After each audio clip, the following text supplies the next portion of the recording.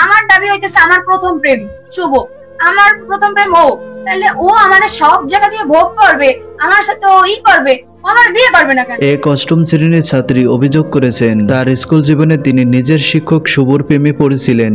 সেই শিক্ষকই ছিলেন তার জীবনের প্রথম প্রেম। তরুণীর দাবি লেখাপড়ার সূত্রে তিনি শুভ স্যারের ঘনিষ্ঠ হতে চেয়েছিলেন। প্রথম দিকে শিক্ষক বিষয়টি এড়িয়ে গেলেও পরবর্তীতে তাদের মধ্যে সম্পর্ক তৈরি হয়। তরুণী জানিয়েছেন শুভ স্যার প্রথমে তাকে নিরুৎসাহিত করলে পরে ব্যক্তিগত যোগাযোগে আসেন। তাদের সম্পর্ক ধীরে ধীরে আরো গভীর হয়। আবার কখনো বিভিন্ন রেস্টুরেন্টের স্বামী স্ত্রীর মতো সময় কাটাতেন তারা। তরুণীর পরিবারের সদস্যরা বিষয়টি জানতে পেরে শিক্ষক শুভর সঙ্গে দেখা করেন।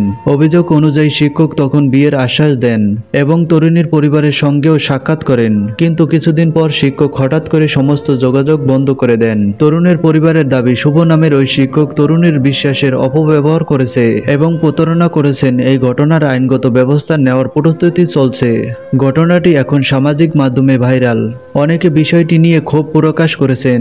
স্থায়ী প্রশাসন বলছে অভিযোগ পেলে তারা তদন্ত করবে।